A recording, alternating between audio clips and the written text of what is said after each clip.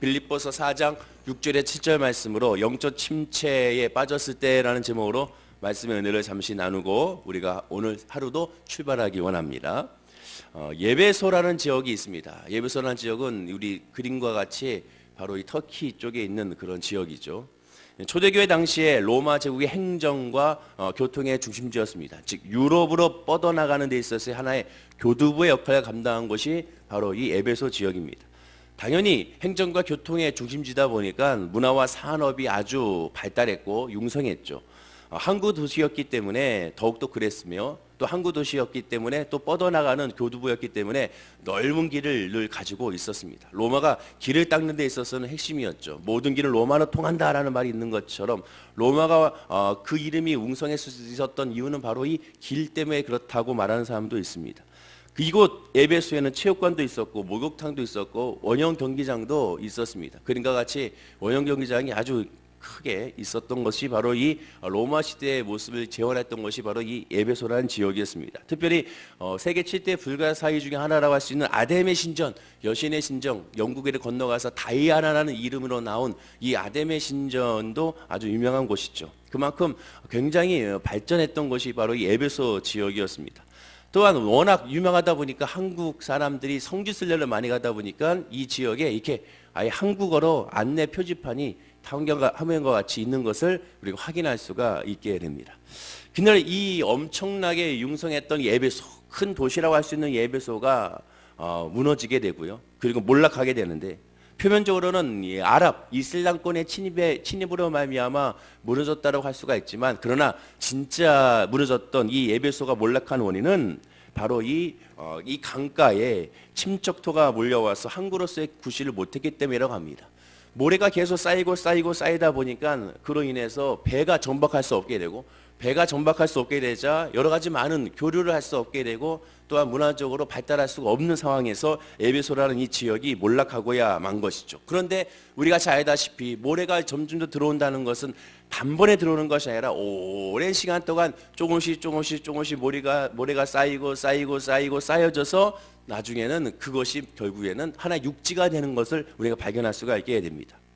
에베소가 몰락하는 것을 보게 되면 우리가 성도가 영적 상태가 몰락하는 것도 결국 마찬가지라는 것을 발견하게 됩니다. 아가서 2장 15절에 이런 말씀이 있죠. 우리를 위하여 여우곧 포도원을 허는 작은 여우를 잡으라. 우리의 포도원에 꽃이 피었습니다. 포도원에 허는 작은 여우를 잡으라. 작은 것 하나가 결국에는 큰 역사가 이루어진다는 것이죠. 작은 것 하나를 무시했을 때 그로 말미암아 다가오는 결과는 어마어마하다는 것을 우리가 알게 됩니다. 아주 작은 죄와 아주 작은 허물, 아주 작은 게으름이 오랜 기간 쌓이다 보면 나중에는 걷잡을 수 없는 수렁에 빠지게 된다는 것이죠. 베드로전서 5장 8절에 그래서 이런 말씀을 합니다. 근신하라 깨어라 너희 대적 마귀가 우는 사자같이 두루다니며 삼킬 자를 찾는다라고 말씀합니다. 예수님도 말씀하시기를 누가복음 21장 36절에 이러므로 너희는 장차올 이 모든 일을 능히 피하고 인자 앞에서 항상 기도하고 깨어 있으라라고 말씀하게 됩니다. 그렇지 않으면 우리가 알지 못하는 사이에 결국에는 죄악 가운데 빠지게 되고 하나님을 멀리 떠나는 모습을 갖게 된다는 것이죠. 정신 차리고 보면 이미 하나님과의 관계가 끊어진 상태가 많다는 겁니다. 영적 침체도 마찬가지입니다. 갑자기 영적 침체가 오는 것이 아닙니다. 갑자기 예배에 승리하지 못하고 말씀의 은혜가 안 되며 기도 가운데 은혜가 안 되고 기도가 되어지도 아니하고 또한 봉사와 헌신하는 데 있어서도 눌리고 기쁨이 없고 교회 나오는데도 슬프고 왠지 가기 싫고 하는 이유가 무엇이냐? 갑자기 오는 것이 아니라 모래가 조금씩 쌓여져서 에베소라는 지역이 무너졌던 것처럼 조금씩 하나님의 은혜가 아닌 세상적인 것이 또는 자기가 원하는 것으로 하나하나 쌓이다 보니까 이제는 하나님의 은혜가 전박할 수 없는 항구가 사라져버리고야 만 것입니다. 자, 그러면 그런 영적인 침체가 오게 되면 가장 무엇을 해야 되는 것인가? 제일 먼저 해야 될 것은 다른 것이 아니라 진정한 회개부터 해야 되는 겁니다. 회개라고 한다고 해서 그래요. 나는 나의 죄를 용서합니다. 아버지 내 죄를 용서하여 주옵소서. 내 죄를 고백합니다. 이것을 먼저 말하는 것이 아니라 회개란 돌아보는 것을 말합니다. 돌아보는 것. 내 삶을 돌아보는 것. 내 예배를 돌아보고 내 기도를 돌아보고 내 하나님과의 관계를 돌아보는 것이 바로 회개라는 것이죠. 회개라고 해서 무조건 죄를 말하는 것이 아니라 돌아보는 겁니다. 하나님 나의 지난 한 주를 돌아봅니다. 지난 1년을 돌아봅니다. 나의 헌신을 돌아봅니다. 나의 봉사를 돌아봅니다. 내 예배를 돌아봅니다. 내가 하고 있는 생활을 돌아봅니다. 돌아보는 겁니다. 돌아보면서 하나님의 말씀으로 붙들고 묵상해야 됩니다. 자, 그렇다면 진짜 중요한 것은 영적으로 침체되는 가장 중요한 요소가 무엇인가? 죄인가? 물론 그럴 수 있습니다. 그러나 그것이 진짜 핵심은 아닙니다. 죄는 영적 침체 결과가 죄입니다. 결과로서 죄가 결국에는 나타나게 된 것이죠. 죄가 지어지기 전까지 그 과정 가운데 있는 진짜 원인을 찾아봐야 되는 겁니다. 성도들은 무의식적으로도 죄를 짓지 않으려고 노력합니다. 예수 믿음 안에 있기 때문에 다 죄에 대해서 민감하는 것이죠. 그렇기 때문에 진짜 영적 침체의 원인은 죄는 결과이기 때문에 그보다 먼저 점검해야 될 것이 무엇이냐? 바로 감사인 겁니다. 감사가 모자랄 때 영적 침체가 나는 겁니다. 정확합니다. 감사가 모자랄 때 눌리게 되어 있습니다. 감사하지 않을 때 내 삶 가운데, 내 예배 가운데, 내 기도 가운데, 내 신앙 가운데 활력이 떨어지게 되고 또 무기력해지게 되며 또한 예배를 드려도 기도를 해도 늘 습관적인 모습으로 나타나게 되는 겁니다. 한번 가만히 살펴보십시오. 내가 감사가 과연 얼마나 있었는가? 요새 얼마나 감사했는가? 물론 하나님 예배할 때 하나님 감사합니다라고 말하는 그런 습관적인 감사를 말하는 것이 아닙니다. 진정으로 하나님에 대한 감사에 인지하여 신령과 징적으로 하나님께 감사했는가? 내 지금 모습 가운데 감사했는가? 어제 여러분 예배를 통하여 얼마나 감사했는지, 지난 한 주 얼마나 감사했는지, 아니 오늘 이 새벽에 나와서 하나님께 기도할 때 진정한 감사로 하나님께 아뢰는지를 한번 살펴보시면 되는 겁니다.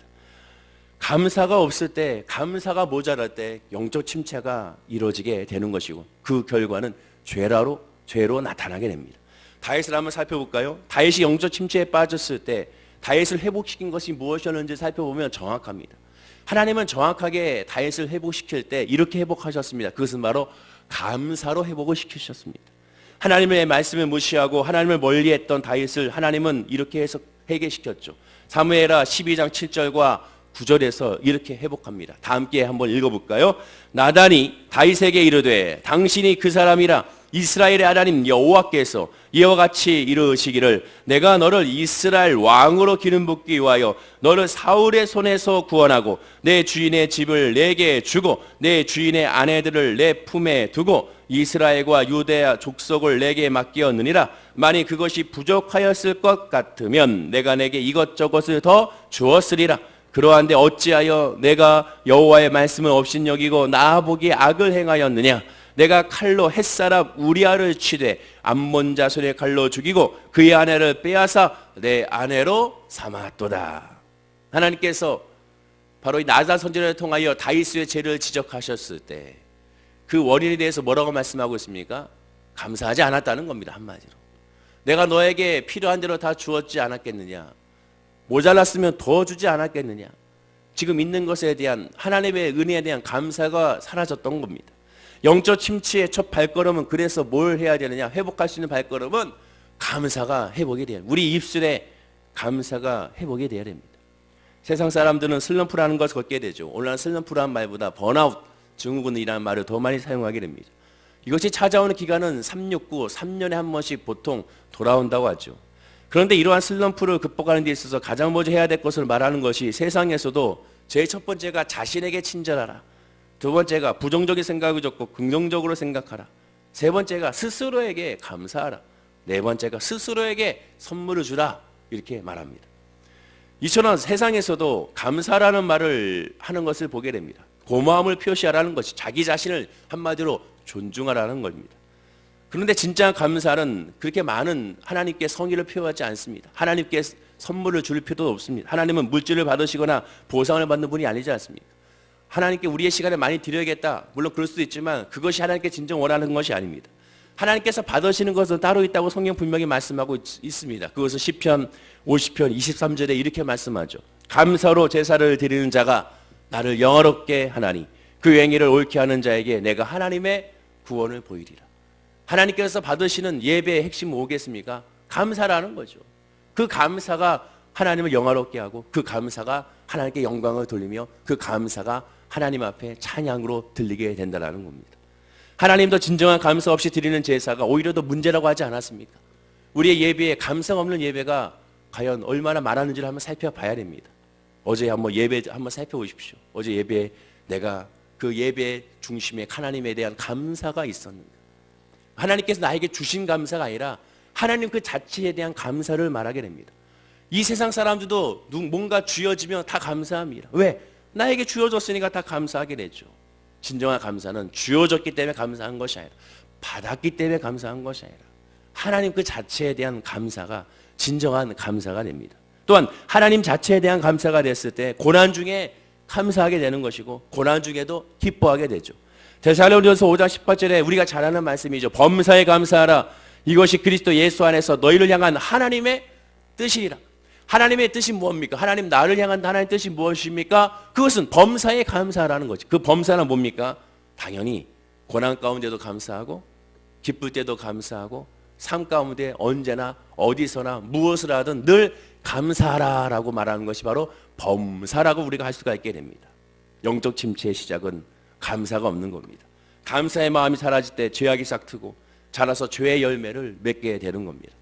로마서 1장 21절에도 이렇게 말씀합니다. 하나님을 알되 하나님을 영화롭게도 아니하며 감사하지도 아니하고 오히려 그 생각이 헌망하여지며 미련한 마음이 어두워졌느니. 여기 말씀하죠. 감사하지도 하지 아니하며. 하나님께 감사하지 않을 때 결국 죄악이 들어오게 되고 하나님을 감사하지 않을 때 문제가 발생하게 됩니다. 자, 그렇다면 제일 중요한 감사는 바로 무엇이겠습니까? 무엇을 감사해야 되는가? 그것은 바로 십자가에 대한 감사죠. 구원에 대한 감사죠. 영적인 감사죠. 그 영적인 감사, 구원의 감사가 복잡한 것이 아닙니다. 그것은 바로 하나님에 대한 감사입니다. 하나님 감사합니다. 하나님의 계심을 감사합니다. 하나님의 날 사랑하심을 감사합니다. 하나님의 날 이끄심을 감사합니다. 내 환경, 내 지금 모습, 이것이 하나님에 대한 감사가 아니라 하나님이 나와 함께 하시는 그 자체에 감사합니다. 나를 위하여 죽으시고 나를 위하여 부활하셨으니 그것에 대한 감사, 그것에 대한 감사가 진정한 감사의 시작이 되는 겁니다. 사도 바울은 에베소의 첫머리에 지체 없이 하나님께 감사합니다. 에베소서 1장 3절에 이렇게 말씀하죠. 찬송하기로다 하나님 곧 우리 주 예수 그리스도의 아버지께서 그리스도 안에서 하늘에 속한 모든 신령한 복을 우리에게 주셨도다. 찬송하기로다. 감사로 시작합니다. 사도 바울은 항상 인사말이 뭡니까? 찬송하기로다. 하나님께 감사로 늘 시작을 했습니다.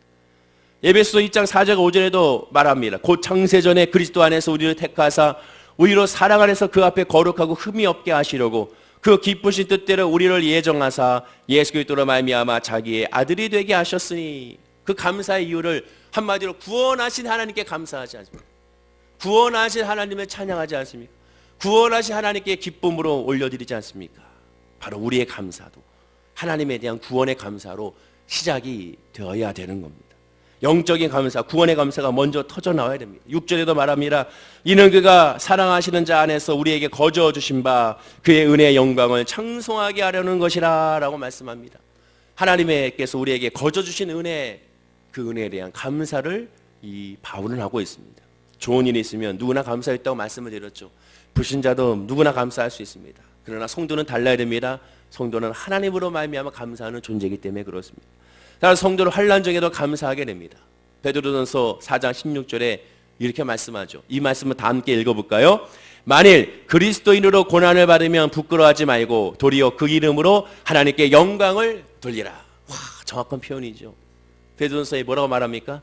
그리스도인으로서 만일 예수 믿는 저와 여러분이 고난을 받는다면 부끄러워하지 말고 어려워하지 말고 뭐하라? 도리어 그 이름으로, 예수 이름으로 하나님께 영광을 돌리라. 감사라는 거죠. 아, 내가 예수 믿는데 왜 이런 어려움이 다가옵니까? 그가 아니라 너 예수 믿으니까 감사하라는 거. 왜? 하나님이 계시니까. 하나님이 역사하시니까. 하나님을 믿느냐? 전능하신 하나님을 믿는가? 그럼 감사라는 겁니다. 이해할 수 없고 알 수 없지만 그러나 감사할 때 하나님의 놀라운 역사가 우리에게 임하게 되는 겁니다. 그렇다면 성도가 감사가 부족한 이유가 무엇일까요? 기도라 말씀에 등한시해서 그런 것일까요? 그것은 아닙니다. 평소 하나님에 대한 경배가 모자랐다는 뜻입니다. 자, 경배라고 해서 예배 참석률을 말씀드리는 것이 아닙니다. 경배란 무엇입니까? 말 그대로 몸이나 마음 또는 몸과 마음의 행위로 하나님께 영광을 돌리는 것이 경배입니다. 경배란 다른 말로 하면 하나님이 하나님다우심을, 하나님이 하나님이라는 것을 인정하는 것이고 인식하는 것이 경배입니다. 그것에 대한 결과가 예배로 나타나게 되는 것이죠. 예배 그 자체가 하나님을 경배한다고 합니까? 아닙니다. 왜? 형식의 예배가 있기 때문에. 바리새인들의 예배를 하나님은 예배는 받지 않으셨지 않습니까? 왜? 형식, 외식의 예배니까. 거기에는 하나님이 하나님다움을 인정하지 않았지 않습니까? 하나님을 인정하는 것이 경배고 그것이 예배로 나타나야 되는 겁니다. 예배 시간에 앉아있지만 딴 생각하고 있다면 그것은 예배가 아니지 않습니까?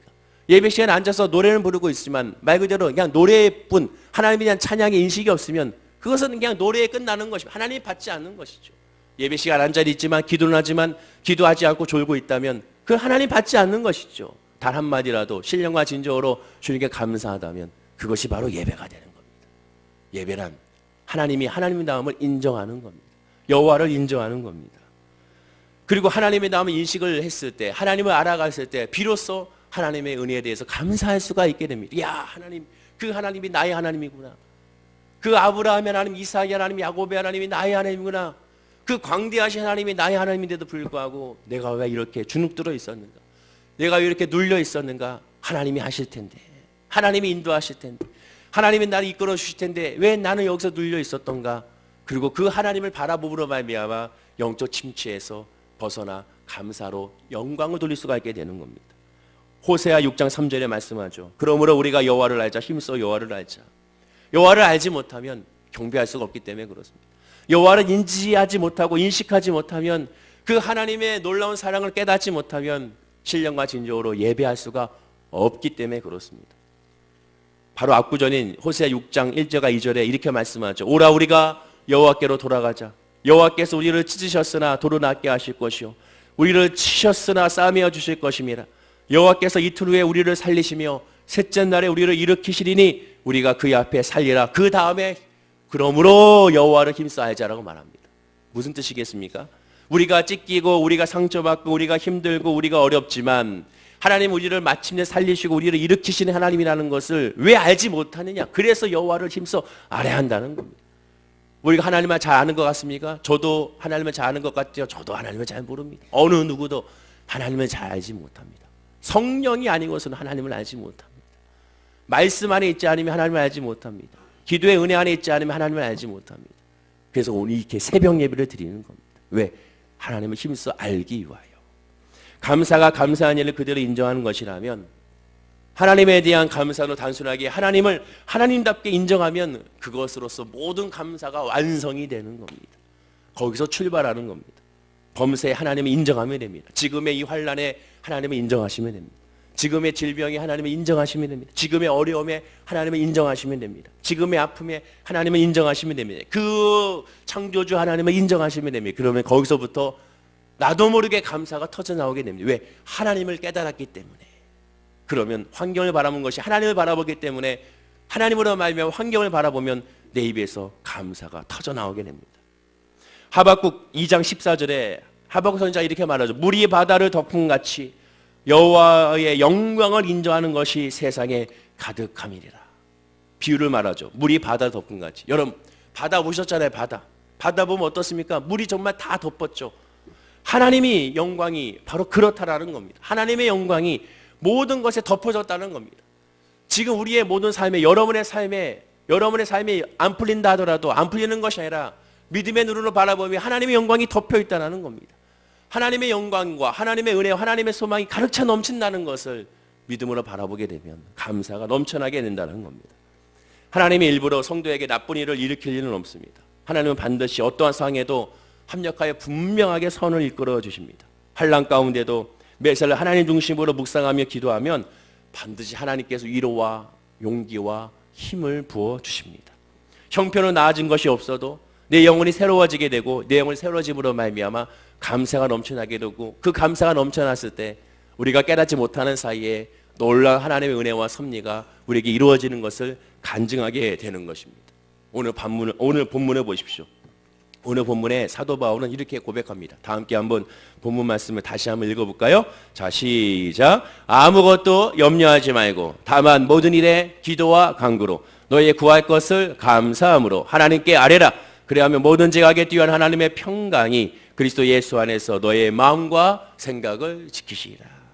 기도하는데 어떻게 기도하라? 감사함으로 하나님께 기도해라. 감사죠, 감사. 감사가 빠진 기도, 감사가 빠진 예배, 감사가 빠진 헌신, 감사가 빠진 우리의 삶은 다 쭉쟁이에 불과한 것입니다. 감사했을 때 비로소 하나님의 은혜와 영광이 드러나게 되는 것이죠. 솔직히 말씀드려 저도 요새 좀 침체기에 있었습니다. 마음 가운데 기쁨이 없었어요. 이렇게 뭐가 기쁘지 않고, 이게 뭔가가 이렇게 눌린 것 같고, 재미가 없고, 신나지 않고, 일명 우리 교수님한테 물어봤더니 야, 너 번아웃 증후군인 것 같아, 그렇게 얘기를 하시더라고요. 그래서 왜 그럴까? 성경에 답이 나오더라고요. 오늘 본문 말씀이었습니다. 감사하지 않았고, 정확한 진단이었습니다. 제가 회개했습니다. 감사하지 않았고, 내 입술에서 감사가 멈춘 겁니다. 가만히 인식해 봤습니다. 언제 내가 감사했던가? 그러니까 제가 말씀드리고 진정한 감사라는 거죠. 습관적인 감사가 아니라 기도할 때 하나님 감사합니다. 오늘도 예배 가운데 함께 하시니 감사. 이런 감사가 아니라 진짜 하나님에 대한 인식의 감사, 하나님에 대한 사랑의 감사, 그럼에도 불구하고의 감사, 그리 아니하시더라도의 감사, 내 계획과 내 뜻대로 이루어지지 않아도 그래도 감사. 왜? 하나님이 함께 하시기 때문에. 하나님이 얼개순 모험교회 함께 하시고, 하나님 우리 성도님과 함께 하시고, 하나님이 우리의 가정과 함께 하시고, 하나님이 우리의 삶을 인도하신다는 그러한 인지에 대한 그 감사, 그 감사가 있을 때 영적 침투에서 벗어나고 늘 기쁨과 감사와 소망을 얻게 되는 것입니다. 감사 일이 생겨서가 아니라 하나님께로부터 오는 위로가 넘쳤을 때, 그때 진정한 은혜와 소망이 넘쳐나게 되는 것입니다.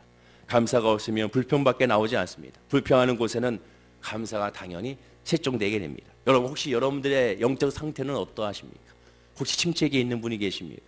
예배에 기쁨이 없고, 기도에 즐거움이 없고, 구원의 확신이 없으며 하나님이 날 사랑한다는 것에 대한 아직 깨닫지 못하는 것이 있습니까? 혹시 내 입술에서 감사보다 불만과 불평이 더 나옵니까? 사람들과 대화할 때 감사가 더 나옵니까? 은혜가 더 나옵니까? 아니면 이것도 이상해, 저것도 이상해, 이것도 안 되는 것 같아, 이건 왜 이러지? 이런 말이 더 많이 나옵니까? 만약에 후자라면 먼저 회복해야 됩니다. 하나님에 대한 감사를 회복하십시오. 하나님에 대한 감사를 한번 하나님께 올려보십시오. 그것도 안 되면, 감사할 조건이 없다면 조용기 목사님이 말씀하신 것처럼 그저그저 감사합니다, 그저그저 감사합니다, 그저그저 감사합니다, 그래도 감사합니다를 외쳐보십시오. 그러다 보면 나도 모르는 사이에 그저그저 감사하다가 이것도 감사하네요, 그저그저 감사하다가 이것도 감사하네요, 저것도 감사하네요. 그러다 보면 나를 사랑하시는 하나님께 감사하게 되고, 그 감사로 말미암아 은혜와 소망을 누리게 될 줄로 믿습니다. 당장 감사부터 합시다. 당장 기도와 말씀 보고 찬양부터 합시다. 당장 주님께 먼저 돌아오는 은혜가 우리에게 먼저 있을 때 하나님께서 우리의 사회 인도하시고, 오늘 하루도 이번 한 주도 승리하게 해주게 될 줄로 믿습니다. 기도하겠습니다. 아버지 하나님, 감사가 멈출 때 죄가 들어옵니다. 감사가 멈출 때 하나님에 대한 불만과 불평만 늘어나게 됩니다. 감사가 멈출 때 우리의 삶이 기쁨이 없게 됩니다. 감사가 멈출 때 모든 것에서 자유하지 못하게 됩니다. 사랑하는 모든 성도님들의 입술에서 언제 감사했는지요? 하나님에 대한 구원의 즐거움이 언제였는지요? 예배에 대한 즐거움과 기도에 대한 응답의 소망, 하나님에 대한 찬양이 언제까지 있었는지요? 오늘 우리 이 순간에 이 모든 것들이 회복의 역사가 일어나게 하여 주시옵소서. 우리의 모든 구할 것을 감사함으로 하나님께 아뢰게 하시고, 그러므로 말미암아 오늘 말씀과 같이 하나님의 은혜와 평강이 우리의 마음과 우리의 생각을 지키게 하여 주셔서 더 이상 불만과 불평으로 나가는 것이 아니라 믿음으로 늘 승리하고, 믿음으로 기뻐하고, 믿음으로 찬양하고, 믿음으로 하나님을 바라보는 역사가 우리 모든 성도님들 가운데 있게 하여 주시옵소서. 육신의 모습으로는 감사한 것이 없을지라도, 그러나 하나님의 모습으로 바라보게 되면 모든 것이 감사함을 고백하게 됩니다.